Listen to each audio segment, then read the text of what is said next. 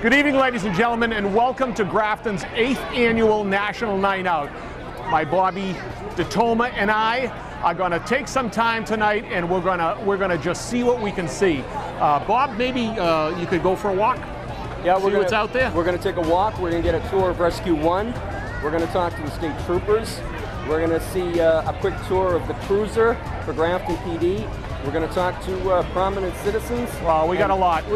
And let me see if I can get some of our dignitaries to stop by here and give us a chit chat about what's going on. So we got a big night. So get comfortable. Tune in. Grafton Community Television presents the 8th annual Night Out. Enjoy.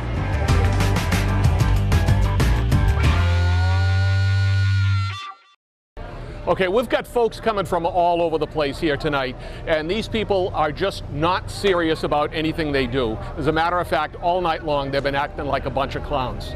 They're from the Aleppo Council, and you know, you've seen them in your parades. You've seen one of the most successful money-raising organizations and one of the most well-natured organizations that we've seen certainly in our lifetime. So let me ask now, who are you, sir? I am Chuckles. I am the boss clown of the Aleppo Shrine Clowns in Wilmington, Massachusetts.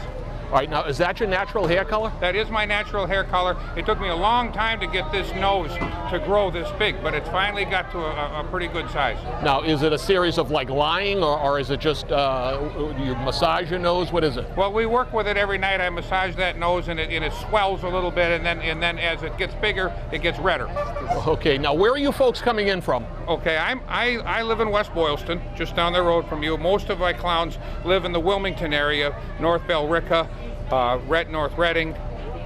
They live up towards Boston area. Chuckles, I came from my car. It's over in the parking lot. Yeah. My car's right over there.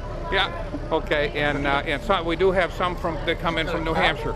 Now, some of these people you really kind of have to put up with, huh? Yeah, I do. I actually, because of the fact they've gone through our clown college, which we have, and we train and we do stuff for everybody. So the clowns that come in do get trained and do get taught all the things they need to do. I have to put up with them. Well, it's one of those thankless things. Let me ask, how long have you guys been around?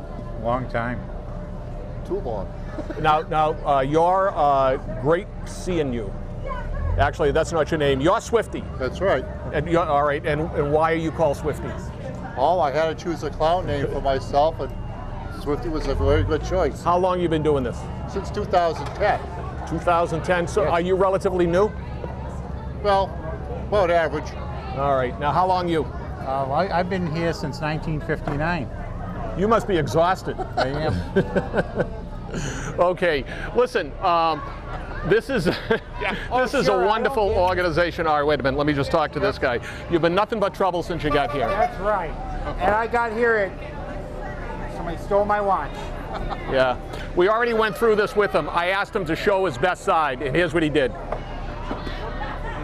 I told you, you just can't get anything out of these guys. Now, do you guys travel together all the time? We travel as a unit. We have 45 men in our clown unit, and we do work all over Massachusetts, mostly central and eastern Massachusetts. We work for individual organizations. Well, we do big functions for businesses that want to do things for their employees. We do stuff for the towns. We have a circus once a year in April where we perform 12 performances in front of 3,500 people of performance, and it's a 3-ring circus. Hey, look who's here. We do some work. We were in Indianapolis doing some work here about a month ago, and so we kind of get around all over everywhere, just wherever we're needed, wherever we can do things that are helpful for the children at the hospital. What we do, of course, is our main function is we raise money for the Burns Hospital in Boston. So we travel to the Burns hospitals quite often during the month and entertain the intensive care unit children. Okay. But it's not just entertaining the children. A child goes in there, and what can they expect to pay for the bill when they go out? When they come to our hospital and when they leave our hospital, they pay absolutely nothing. There is no cost whatsoever to the parents of the child. Nothing to the child. We bring people in from all over the world. Okay, we've actually last year we transported children from Honduras, third world countries, all over Europe, to come to our Boston hospital, and when they get there, their entire transportation, their treatment, their curing, their rehabilitation, their inpatient, outpatient, the transportation to and from the hospitals, even on an outpatient basis, is all paid for by the shrine, by the Shriners. And there you go, ladies and gentlemen. It's one of these occasions where they not only make you laugh, but they make you think about all of the things that they're doing. And a thankless situation, and yet they do it day in and day out to make kids laugh and to raise money to make them well. So God bless you. God bless you for what you do. And thank you for your help, and thank you for everybody out there who's listening to us. We appreciate all your support, and if you ever need the Aleppo Clowns, please contact us at our website on the AleppoClowns.org. AleppoClowns.org. There you have it. All right. Thanks, you guys. Have fun. Thank you. Thank you. I see something going on over there. It's, Bob DeToma is with state troopers. It's unusual to see them when he's not seated and they're standing, but I think he might have something to say. Bob, what do you got going on over there? Obviously, the Massachusetts State Police are here tonight for National Night Out, and Trooper Baldwin has agreed to answer one question. And the question is, what's the Massachusetts State Police involvement in National Night Out? Just to represent the state police here, come down and intermingle with the public here, answer any questions about the state police that they may have, our involvement with the community here in Grafton, our interaction with the local law enforcement officials, and that's basically it. Easy in and easy out. Okay, thank you for your time.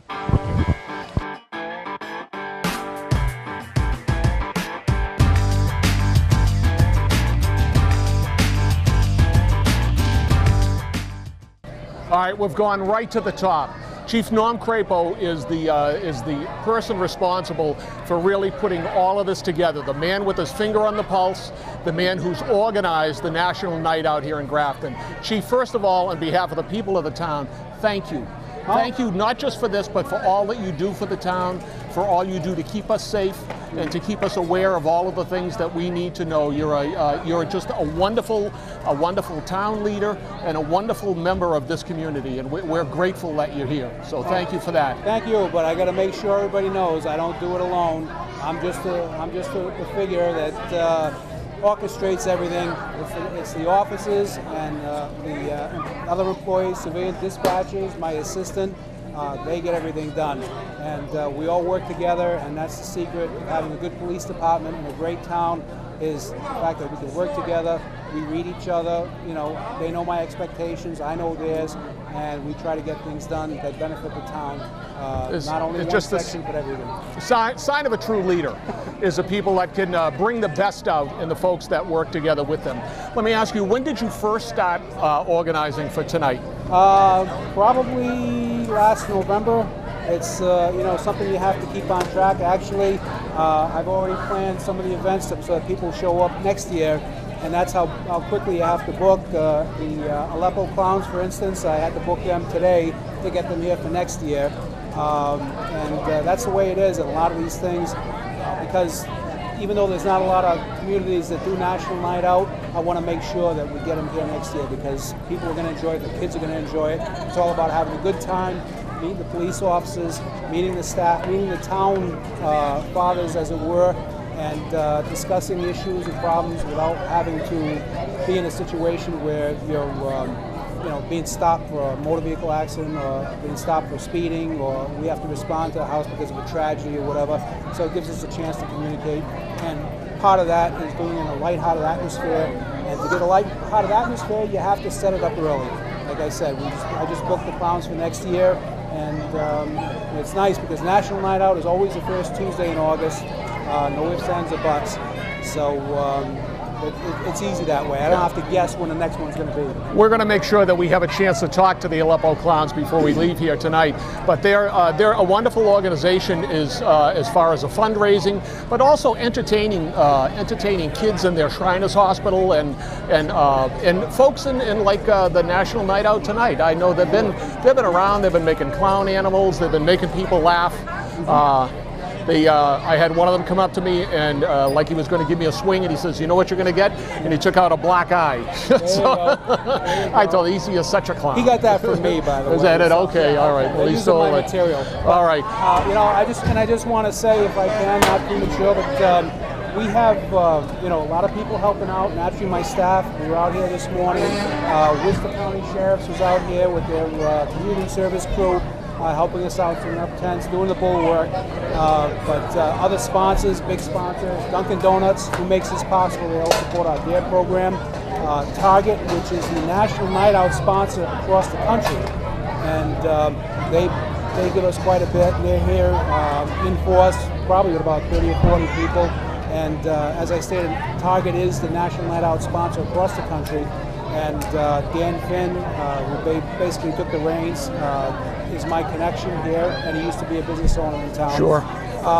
What's nice is Target, what a little few people know, is we actually have not one, not two, but 4 Target stores supporting us. That's wonderful. Yeah, Millbury, Westboro, and 2 for Marlboro, because nobody around in this area does it. So, and they want to get involved with this, so they get involved with us, and I'm very thankful for that. So we've had all of our emergency management folks out here. We've had the police, we've had fire and rescue, and we have a lot of the local shop owners and citizens in Grafton. So it's a wonderful tribute to the festivity, but and it's a great tribute to someone who can bring all of these folks together and organize it. So our hats off to you. Thank you. Like I said, I can't do it alone. So, all right. You know, but thanks, it's a great Chief. time. God bless you. Has a great time. All right. And speaking of which, is Sheriff Lou Evangelitis right there. If you And want we'll talk to the sheriff in just a minute. Okay. But for right now, thanks, Chief. Okay, thank you. Be well. Take care. Bye-bye. Have fun. You know, we've got so many representatives of public safety here tonight, including the motorcycle folks. Lieutenant Wayne Tripp is over there and has given Bob DeToma a couple of minutes to explain what he's been doing here tonight and what he's doing for a living. Bob? All right, I'm standing here with Lieutenant Wayne Tripp, and we're going to talk motorcycles. How are you doing tonight? Good. How you doing? Doing well. Thanks for having us over. So, motorcycles. Some people know everything about them. Some people know nothing. I am in the nothing category. Okay. So, what's the #1 advantage to a motorcycle for police use? Getting in and out of traffic. If you got a high congestion area for traffic, you can't get through with a cruiser normally because traffic can't pull off to let you through. With a motorcycle, you can cut through, weave through traffic. You can weave through sidewalks. If you got to go up and down stairs, part of the training is going downstairs. If you got to respond to something, it's a lot more practical when you're on a motorcycle for getting in the alleyways and whatnot than you do with a cruiser. And it's a little bit faster than if you're on foot trying to get through a crowded area. What's the major disadvantage to being on a motorcycle? The hot weather, the heat. The bikes don't like it when it's really hot, and when you have a vest on, a ballistic vest with all your gear, if you're stuck in traffic, a parade or whatnot, the heat from the motorcycle, it's tough on the officer and the motorcycle. So there's an answer we didn't expect to get, because most people would probably be sitting there thinking, oh, I'm on a motorcycle, I'm nice and cool. It's not. Absolutely. All right, so lots of different bikes here, or lots of the same? They're all the same. They're all Harley-Davidson motorcycles. Harley-Davidson is a big competitor in the market for police motorcycles because they withstand the abuse, the idling, the training. There's a lot of training, riding the clutch and the brake on it, and some of the other brands don't seem to stand up as well as a Harley. And Harley's American-made, so that's what we go with. So you mentioned motorcycle training. Do you have to go to a specific location to get that training? Yes, it's the Mass State Police and also the Mass Criminal Justice Training Council all have training for it. Nobody can ride the police bike unless it's different policy for different departments. Grafton, you have to have a motorcycle license for at least 2 years, but all of us have to go through a minimum of 80 hours of training on a police motorcycle. It's intense training. A lot of guys don't make it past the first day. So how does Grafton acquire its bikes? Actually, we were fortunate. The first year we had them was paid for through a community policing grant, and when that money dried up, the local bank, the Grafton Suburban Credit Union, purchased us one motorcycle, and the other one is paid for through a lease from a local business, Neighborhood Property Services. So they're both actually provided to the police department and the residents of the community at no cost to the town. Great, thanks for your time. Thank you. Thank you.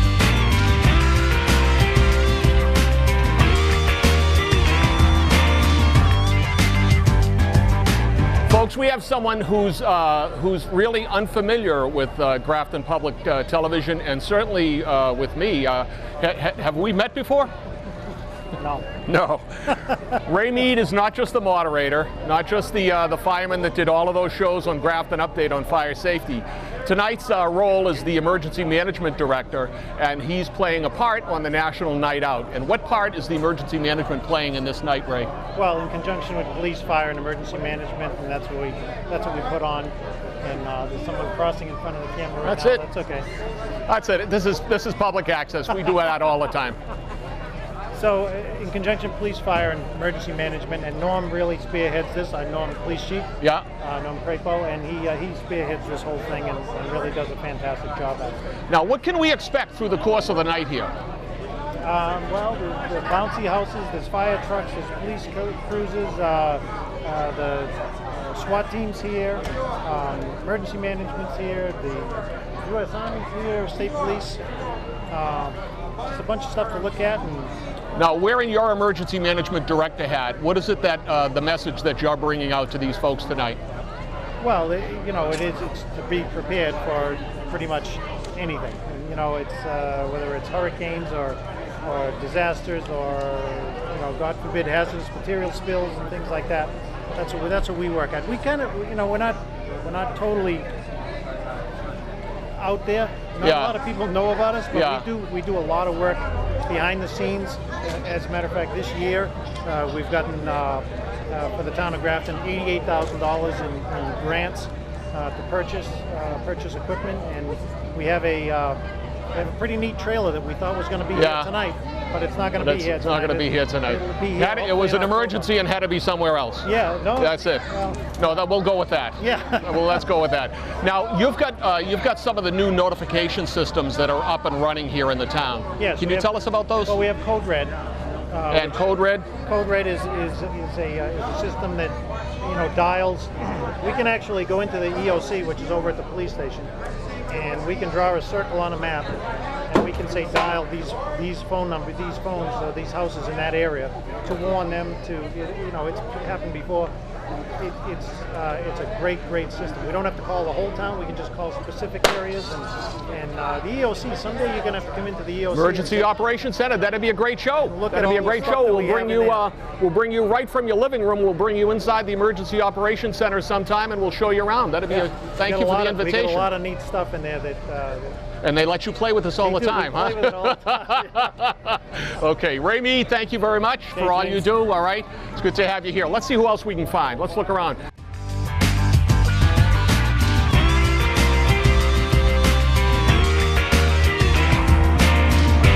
Bob is on the run. I just saw him over there by the police department cruiser. I think he's getting a look inside. Let's go see. And we're here at Grafton's National Night Out, and I'm talking to Grafton Police Officer James O'Brien, and we're going to talk about this beautiful cruiser here. How are you, James? I'm well. How are you? Well, thank you very much. Thanks for taking the time to talk to us. So we couldn't help but notice this nice, clean, immaculate police cruiser. Not something everybody likes to see in their rearview mirror, is it? Not always.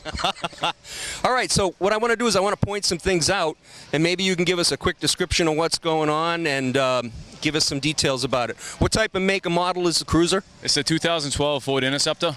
It actually replaced the Crown Vics. They stopped making those Ford, so they went to these Interceptors. Okay, cool. And first thing we notice when we come along is that there's no lights on top of the car anymore. That's just a low profile. So they determine how many cars they want low profile and how many cars they want with the lights on top. And then as we look inside the vehicle, we notice that there's a lot of gauges and a lot of switches and a lot of equipment, but there is a very prominent computer right there. So why don't you tell us a little bit about that? Yeah, we call that the Mobile Data Terminal, the MDT. So basically when we're driving down the road and we see a car that looks questionable, we can just run a license plate. We run the license plate and we get all your information. Where you live, last name, first name, your picture, your driving history if you have one, anything like that. So is it a local database or is it nationwide? Nationwide. We have more information on the local, but we also get nationwide as well. I actually ran somebody from California the other night. Is there anything significant about this particular cruiser that people might find fascinating? It's new. Other than new? The body style is different. I don't know if people know, but it's all-wheel drive, so it's better in the snow. That's a lot better for us. With the old Crown Vics, the railroad drive, so we'd have to put the chains on the back, and so the traction's less. So we actually have a lot better traction in the wintertime with these, and they handle better. So when you guys go and pick up new vehicles, do you have to go through a training course with the salespeople like we do? That's not my department. So they just hand you the keys and say, take it for a ride? Yes. So you work the bugs out as you're going? You try to, at least. Do you enjoy doing these events? Yes, I do. It's a good time. Get to know the Great weather, yep, great weather. And obviously a beautiful turnout? Yeah. Absolutely.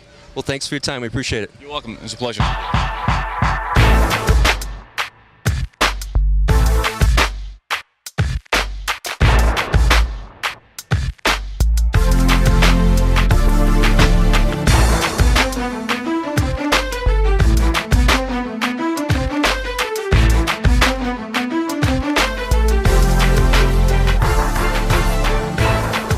Here's another familiar guy around town. Tim McInerney is the town administrator, and he's taken some time out from his busy day. As you can see, he's the only one that really looks professional here. He's taken time out from his busy day to stop by. That's how important this National Night Out is, Tim. What have you been doing through the course of the day to get ready for this? The chief has done everything imaginable to make this a success. I have done nothing except made a couple phone calls. All right. So he's done a lot of work. Logistically, we made sure parking was here for the handicap in the school area over there, and just made sure people had what they needed. But the chief really coordinated the whole event. But it's a question that your department was there and you chipped in where you were needed, so it was a joint operation. Yeah, I mean, ultimately, every department is represented here from recreation to the CERT team. So we're trying to promote local government. Public safety is obviously a cornerstone of that. I'm just amazed. My hat is really off to these public safety officials today. And I tell you, they don't do all the work they do without getting some good leadership from the top. So thank you, Tim, for that.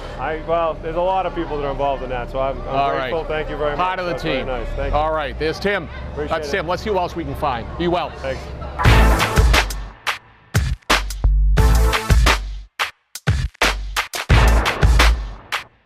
I tell you, we go right to the top. We've had Chief Crapo here, and we have the sheriff, Lou Evangelista, from the Sheriff's Department. Absolutely. And this is very important to you, National Night Out. And why is that? Well, you know, it's just a wonderful chance for the community to get a sense of law enforcement. We're in this together. We're all a community. We're all looking out for each other. And a chance just to make us realize that we're all friends here. We're all trying to work for public safety. And I don't think you can enjoy life if you don't feel safe and secure. So I look forward to this night out every year.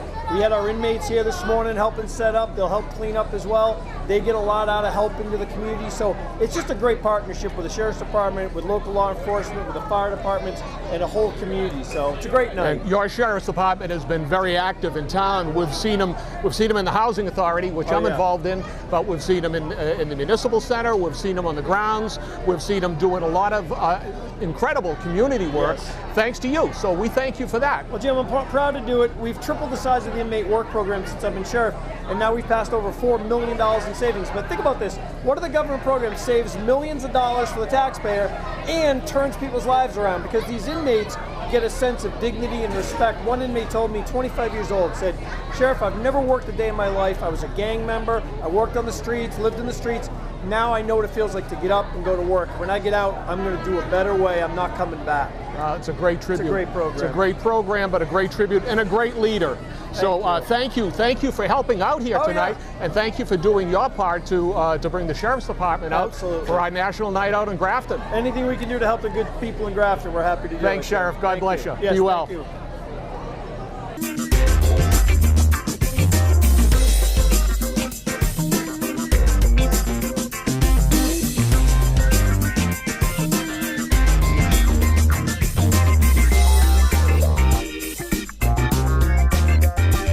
Hey, Bob's over there with some real active folks in emergency management in town. It's a community emergency response team. Bob, who do you have there?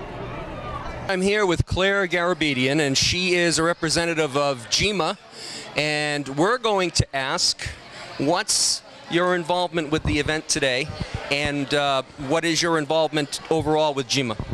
The Grafton Emergency Response Team, we help out in events, and today we're having an event for the whole town, and a lot of it's on preparedness and emergencies and being prepared.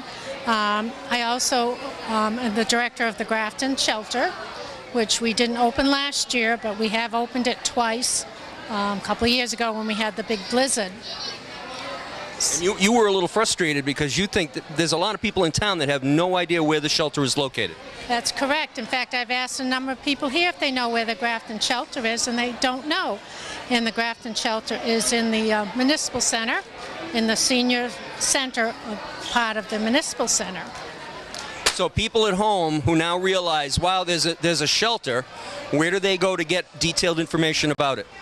Well, the most important thing here in Grafton, we've set up what's called Code Red, and that's our emergency response for the town of Grafton, whether it's an emergency or roads closed or anything like that. They send it to your telephone, your cell phone, and your computer. Now, in order to get on Code Red, you can go on your computer, go to the town of Grafton, and when you get to the home page on town of Grafton, you just click on Code Red, and it'll tell you what to do and answer a few questions, and you just click submit and you're done. Now, those that don't have a computer, you can go to the selectman's office in the municipal center, and they have a little form there that you can fill out, and they'll enter the information into their computer for you, and then you'll get all the information you need on your telephone. So hopefully we've educated some people tonight, and they'll know where the shelter is. So again, the Grafton shelter is in the municipal center on the senior center side of the municipal center. Thank you, Claire.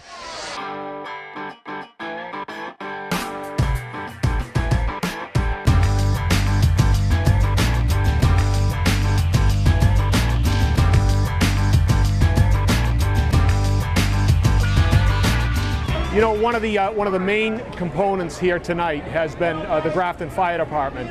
Chief Jim Barker is, or Deputy Chief? Assistant Chief. He's something like that. He's gone far too far up the ladder for me. See what I did? A little pun there, a little firefighter pun.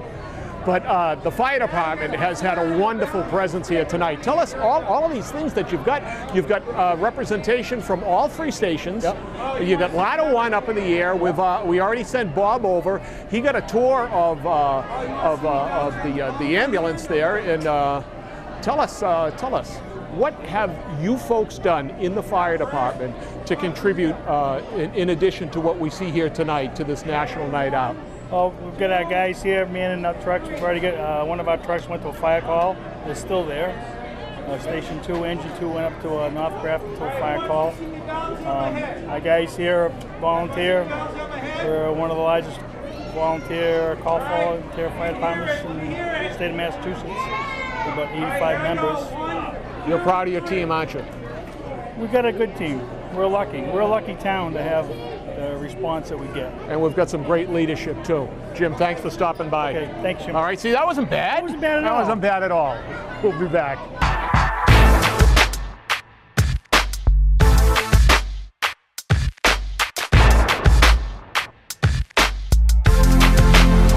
Bob Bazinet, longtime member of the Grafton Lions Club, participant here in the National Grafton Night Out, and also so many other things in town. So Bob, thank you for what you've done. Thank you for what you continue to do. Thank you. Now you've got a table set up here. What are you folks doing? Well, we're having a site-mobile here this evening, and people can have their blood pressure checked. They can have their eyes checked. They can also have the hearing checked as well. I'm sorry, the what?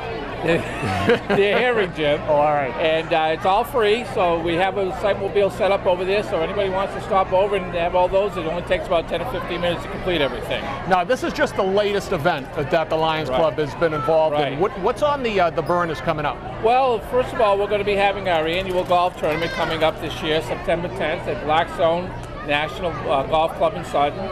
Of course, we just had our concert on the Common. That was our 36th year. We had the Army Band this year, the 215th Army Band. And it was a great concert. We had a great turnout and everybody enjoyed it. And we're going to be trying a couple of new things this year. One of the things we're looking into is perhaps having some type of a haunted mansion set up over at the Grafton Lions Club this year. Wow! So that's going to be in the Grafton News coming up. So I'll be looking for that. And we like to try different things, but of course, the Lions is all about giving back to the town, as you know, and we're always doing something for everybody in town, whether it be helping the schools out, or helping the people at Christmas or Thanksgiving, and the whole year round. It's a service organization committed to the town. Exactly. And you're just a hero. You're a hero, and you've been doing it for many years. Thank you, Jim. But you're a part of a team. All right. Thanks a lot, Bob. Bob Bazinet, great guy. Thank you very much. I appreciate it.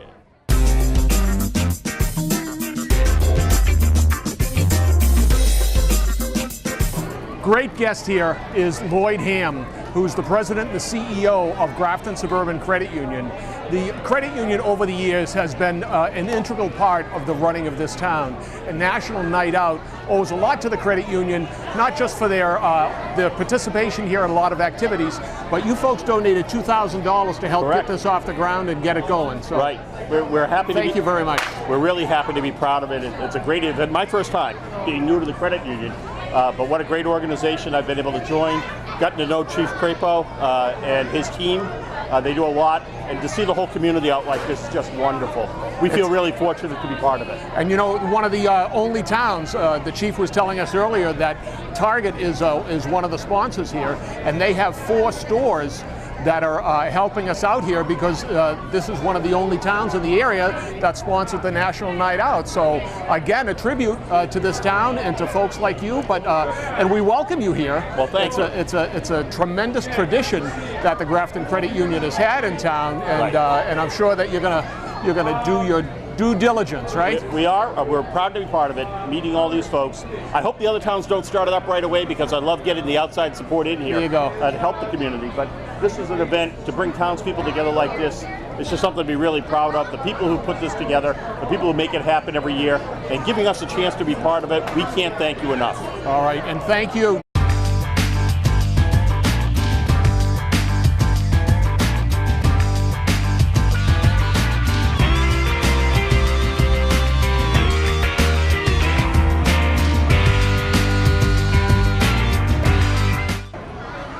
What a treat. District Attorney Joe Early was able to get out of work early, and this is early for you, getting out of the office before 8 o'clock, huh? Sometimes. It's not a preferred choice, but no, I love nights like this, and there's nothing better than National Night Out. But National Night Out is a national endeavor, and it's something that you're going to be proud of the town of Grafton. Very much so. You got a great chief out here, you got a great police department, you got great people. And since 1984, it's letting the bad guys know we own the neighborhoods, they don't own the neighborhoods. Now, your department has contributed a lot towards the National Night Out. Tell us some of the things you've been doing. Well, we do different things, and a lot of it's all about prevention. We take the money that we seize from drug dealers and put it into different areas. You know, about alcohol awareness, drug awareness, bullying, keeping kids busy. We put into a whole lot of different things. But this is one of the things I enjoy the most because it lets kids see the police officers as their friends. You get different vendors out here, the whole neighborhood coming together, all the pieces of the puzzle. And it's a wonderful thing because your department is just not about enforcement, it's about education. Education and prevention. You take a look at all the kids that get into trouble. When they're kids, you can still modify behaviors. So we put a big emphasis on the juvenile court. You know, you keep my family safe, keeping your family safe. But we know that if we get to kids when they're young, we can change behaviors, modify behaviors. And as a result of it, by working with people like your chief, your police department out here, our juvenile delinquency complaints since we got into our office are down by over 1/3. And it's a wonderful tribute to you, your staff, your department, and the fact that you're coming out here and pressing shoulders, as it were. It's a wonderful thing. Thank you. Really appreciate it. Thank you. Nice Appreciate it. Thanks for stopping in. Wouldn't be anywhere else. Thank you. DA Joe Early.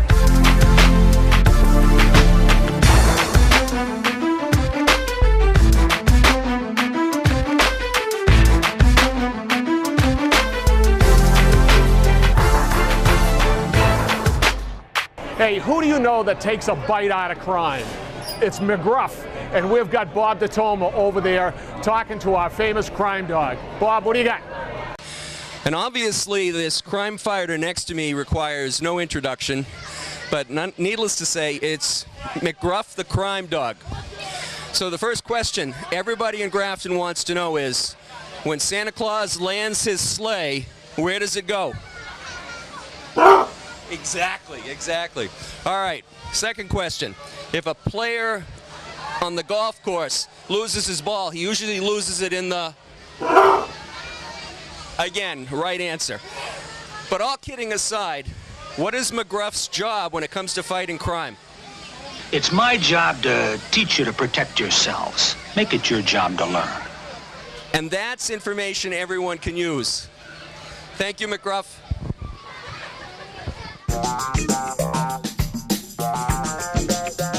All right, tell you, we have representatives from all over town here. John Dowling is the chairman of the Board of Selectmen in the town of Grafton, and John, the selectmen have played their part in this National Night Out. It's good to see you here. Tell us what you've been planning and what you've been doing.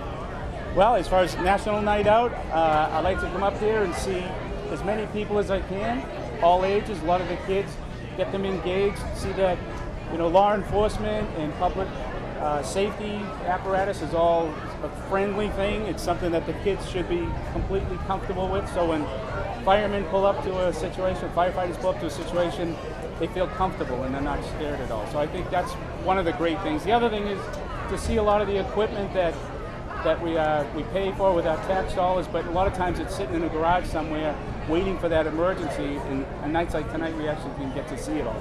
And I know that there's been kids around, they've been getting a chance to sit in it, and the officers are here to talk to them, tell them what they do with their job, and the firemen are available here and showing the kids around the fire truck, and some of the bigger kids too. That's right. Around the fire trucks, because we don't get that out of our blood at all, do we? That's right. Who doesn't enjoy sitting in a fire truck? That's right. So that's it. The weather's beautiful, so I hope as many people come out tonight as possible.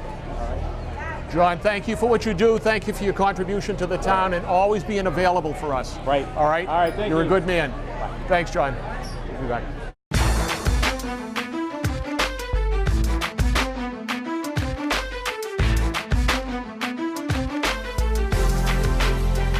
We're on. Hey, look who I found. John Carlson, longtime member of the Board of Selectmen. John, you're looking pretty colorful tonight. I'm on vacation, believe. I drove all the way up here from the Cape just to attend this meeting. Just the National Night Out? Yes, just the National Night Out. What have you noticed? A lot of people, a lot of super attractive items here to look at. Every year, it just gets better and better every year. Better. The selectmen have obviously played a large part in the emergency management and the preparedness for this town. How proud are you of your town seeing a night like this with all of these things rolled out? We see it once a year. And, you know, maybe we ought to do it more than once a year, just to let the people know what we have and that we are prepared. And I think we've done a darn good job. Our emergency preparedness committee that we have, I think they've done an outstanding job to make sure that the town is safe. We had a chance to talk to the chief, and he told us that he started planning this last November. Yep. And he said he's already made arrangements tonight for some of these folks to come back for next year. And what a tribute. You know what this does? This brings the townspeople together, brings people from other towns maybe in to see how close and tight Grafton is. And there is a lot of planning that goes along with this. I know that myself, I belong to the Masons, and our group is running the CHIPS event upstairs. All right. And they're processing kids, they're identifying them so that, God forbid, if something happens, they can be found. Preparedness. John, thank you very much for all you do. Thanks Always for being a pleasure, here. Jim. No, the pleasure's ours, all right? John Carlson, great guy.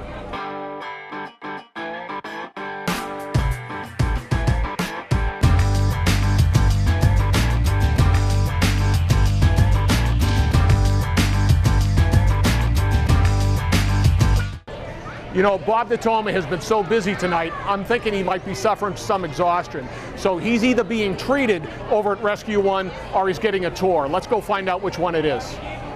We're here for the guided tour of Rescue 1. Ready, set, go. You doing, Bob? Yeah, I'm doing well. This is where you talk. All right. This is our 1988 heavy rescue, which is due to be replaced in the next year or two. First off, we start in this first compartment. We have an ice boat. 4 men take it out, deploy it. We have a lanyard about 500 foot, so we can get in the middle of Lake Ripple or Silver Lake, whatever it needs to be. A couple oars, in case we have to do manual labor. Some spare lighting. Scoop stretchers up top, depending on the situation we get into. Next compartment, our spare lighting. We have 110 volt lights, we have 220 volt lights.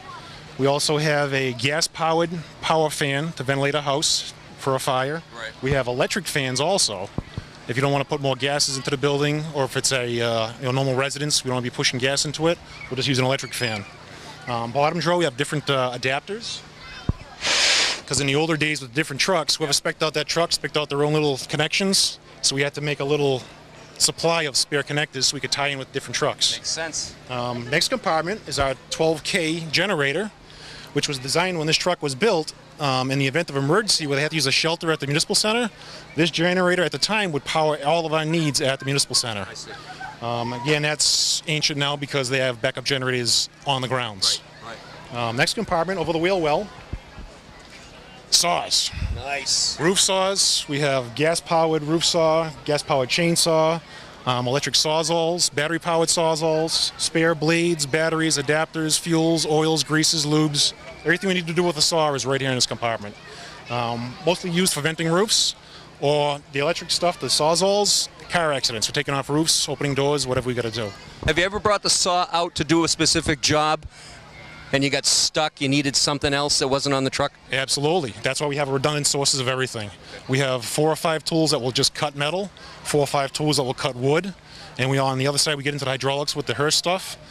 We have 3 tools that'll spread, 3 tools that'll cut, 3 tools that'll push or pull. It's just stuff happens. Okay. So we're prepared. All right. Next compartment, smaller hand tools. Yep. Pipe wrenches, shovels, picks, pry bars. We've had situations that you never think you'd hit your hair of. We had to go to Tufts one morning years ago because there was a cat with its head stuck in a storm grate. So we did what we had to do and freed the cat. You know, it's just one of those things. We didn't plan on it, but improvise, adapt, and overcome. Well, I own a cat, so I'm not surprised to hear that.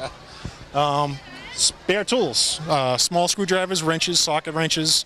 If it's a situation we have time to delicately take something apart, we can do that. Otherwise, we tear, spread, and rip. Okay, so we have to ask Rabbit Tool? Rabbit Tool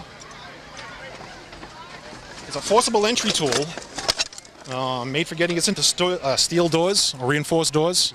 Okay. This was originally bought, I should say, when they were going to rehab the old mill in South Grafton into housing. First floor was going to be businesses, second, third floors were going to be housing, and it was going to be all steel frame doors. We can beat it open with an axe and a Halligan tool. A lot easier to do a couple pumps and blow it right open. We were fortunate enough to get called to a job in Northborough. They had like a 4 or 5 alarmer at the big apartment building over there, and it was all steel frame doors and wood and concrete walls. They were having a heck of a time trying to break their way in. We just walked in and went pop, pop, pop, pop, pop, pop, pop. It was an 8-story building, and we did 7 other floors. Wow. Doing search and rescue. And you were the heroes. We made them all look bad. That happens. Very rarely used, but it's a great tool to have on the truck. The big dollar compartment, the extrication tools. Electric Hearst motor, spreaders, what tools we call rams. Most accidents that are front end involved, the dashboard is getting pushed down upon someone's knees. So we'll come in with the spreaders or the cutters to get the door off out of the way. Then we'll take one of these rams, put it between the bottom of the B-post and the dashboard, and push the dashboard up and away. It's not like we have to push it a mile, it's usually an inch or 2, just enough to free up that ankle, the toe, or the knee that's trapped by the dashboard, and slide the people right out, and off they go. So when you walk through Home Depot or Lowe's, are you constantly on the lookout for what can I do with this? Always. And if I could dig through the rest of the compartments, and we'd spend an hour going through this truck like I told you before, a lot of this stuff is handmade. The stuff in our pockets is still handmade because it's like, we need something to do this. You look at a catalog, it's not there, you just make it. One of our lieutenants, Steve Governey, he's got a power equipment shop in town. His mind is going, you see smoke coming out of his ears all the time. And that's how he's been since he was his kid. That's how his father taught him, his grandfather taught him to see a problem, fix the problem. Don't wait for someone else to do it for you, do it yourself. It's also a dying art, too. It is, it absolutely is. I mean, he could have been an engineer, but he's happy fixing mowers, and thank goodness, because he's taught us numerous things on his fire department. You know, how to think outside the box. He just breaks the box. Down below, these are what we call our cutters. These will cut with 90,000 foot-pounds at the tips. So there's very little that we can't do with these. Some of the newer trucks that have higher carbon steels and alloys in the doors, like the cab on the pickup trucks, where both doors will slide open and swing open, and there's no post in the middle. They have to reinforce those doors with high carbon steels and alloys. Our older cutters couldn't cut through them. They can cut through steel just fine, carbon steel, but not these alloy metals. We came across that problem once on the Mass Pike with a newer Dodge. We just couldn't cut the door open. Chief made a phone call. These things showed up about a week later. We tried them, they cut it, we bought them. It's that simple. You know, we don't wait for a second time for something to get stuck, you know. And then the last compartment, the other side of the boat. Besides the boat, we also have these lift bags, which are pretty much glorified balloons. The smallest one right here, if you read it, will lift 1.5 tons, 3 inches. So if there's a Coke machine that comes over on a kid for some strange reason, we can lift it up off them. All the way up to the largest bag here, which will do 74 tons. So if there's a cement truck with an underride situation, which has happened more than once, cement truck's coming along and someone gets pushed underneath them, we can lift that cement truck enough to pull that car out and do the extrication on the patient. Because usually the cement truck driver's fine. He's well protected up in the air. You know, with the smaller cars or into trees, bridge abutments, we've seen all kinds of neat things. And we can actually stack these also. If there's a leg trapped or a larger limb or even a body, if a car's rolled over, someone's a partial ejection type of situation, we can lift so that the bottom bag goes like 6 inches, then the top bag goes another 6 inches, and we've gained a foot now in a space where there was nothing. Slide the patient out, get them to the ambulance, and off they go. Great tools to have. All right, obviously we're inside the vehicle, and here we go. Starting in the front, we have some storage compartments. If you notice on the top left, we've got teddy bears stuffed aside. Amazing thing that someone told us years ago when we have situations with a child still in a child seat or something like that. I mean, the parents are freaked out enough because they've been in an accident, but the children have no idea what's going on. But then you start touching mommy or daddy, and they can really freak them out. It was I think it was a charge nurse up at Life Flight, because Life Flight does this also. They keep little teddy bears and give it to the child, and it just keeps them occupied. Whether it's a Mickey Mouse toy or whatever else, something they're familiar with, something they can grasp and handle, just to distract them enough, you can finish the job. And we just take them out in their little seat, they look at their little toy, and off they go. We've done it probably 3 or 4 times in the years that I've been on, and it's just amazing to see it work. Every time it's guaranteed. Spare gear, because a lot of times being a call fire department, the guys don't make the truck, or girls, I should gotta stop saying guys. So there's spare gear here, or if someone ruins their gear for whatever reason or just needs a spare set, we've got spare gear here on the truck with boots and everything else. They can come in, get dressed, and go back to doing their job. Spare air packs in case something happens. We have some spare helmets up in the top corner. Going down, we have 6 air packs, 6 sets of seat belts for 6 personnel on the back. Everyone gets in, they get belted. When we get to the scene, undo the safety belts, get your air pack on, and go to work. We have a big supply of ice rescue and water rescue gear. We have tether ropes, we have safety lines, we have PFDs, personal flotation devices for the shore personnel. We have exposure suits, which we'll be replacing soon because they're getting old and tired. We also have some large search ropes, the orange bags on the bottom. They're 200-foot search lines in case we have to do a large facility, like something happens to the high school, we have to go in and sweep the gym. It's all smoked or what out, we can't see, but there might be a kid in there. We can do our sweep patterns and cover the whole thing in a matter of minutes, and it's done. Behind you is what was originally intended to be a command center until we fired up the generator for the first time. That 12 kV generator made a lot of noise. And vibration. So the chief was in here trying to hear himself think, and he couldn't, so that ended that. We still utilize the space, though. We have some building plans up ahead. Some larger facilities like Wyman Gordon's. They're good at updating us with facility layouts. If they change a process somewhere to another side of the building, they'll give us a new set of plans. So when we're coming in, they say it's in the AB corner of the building. We can pull out the maps and go, all right, this is what's there now.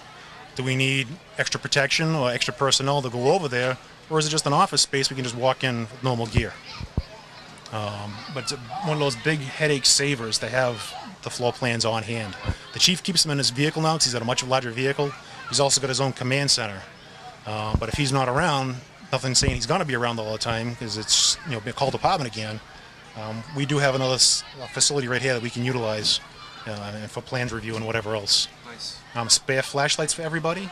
In that first aid compartment, we have spare collars for patients, all kinds of first aid equipment that some of our personnel are also paramedics in their regular jobs when they also volunteer on the fire department. Stuff they utilize all the time. They let us know, you guys probably should have this on the truck. We go out and get it and put it on the truck. And lo and behold, something pops up. Hey, do you guys? Yes, we do. Yeah. Here you go. And off it goes. Better to have it and never use it. That's what we hope the new truck that comes never gets used. This one's been on the road now for 25, 26 years. Only has on the odometer 15, 16,000 miles. Well, that's a lot of miles up and down the Mass Pike doing stuff that has to get done, besides running all over the South County for mutual aid and strike teams and stuff like that. Just like Engine 1's one of our newer trucks, but that thing has like 17 or 18,000 hard miles running to the Pike. Yeah. Well, thank you for your time. I enjoyed the tour. Anytime, Bob. And hopefully the folks at home learned something.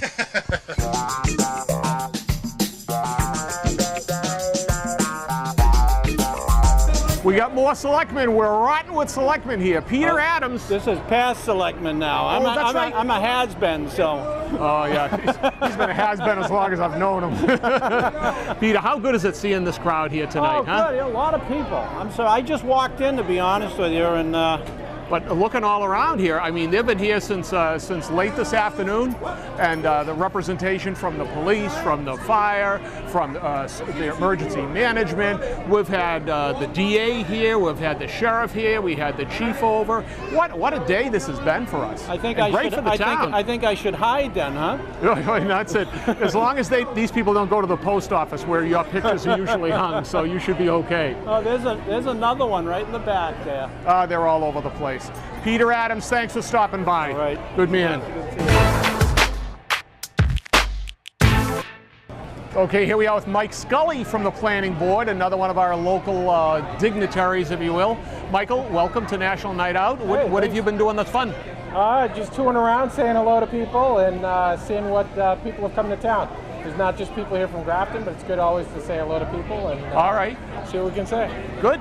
What's the Planning Board doing for us lately? Planning Board is working on everything from solar to sign bylaws to looking at subdivision that's trying to work together to come in right now up off of North Street. So we're keeping busy. So you're staying busy? We're staying busy. Okay, thanks for all you do, Michael. No problem. God Good bless to see you. Be well.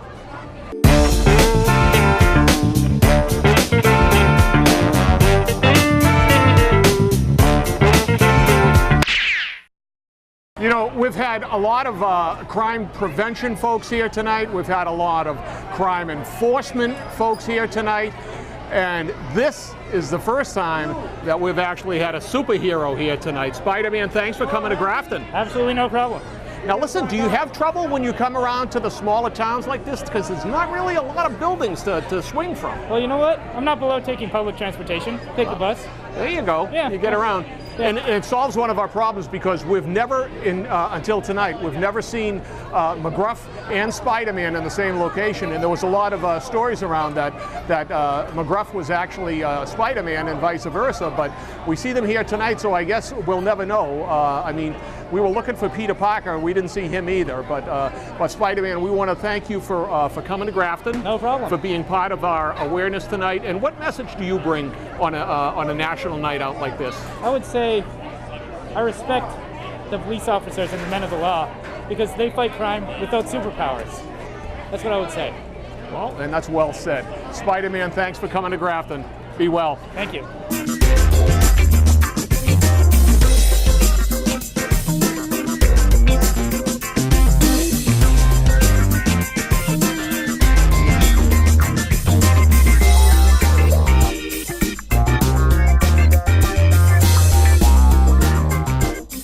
I don't know about you, but I feel a little out of place. I'm used to standing in the Ace in the Hole pub and cracking jokes with you, and look at here we are.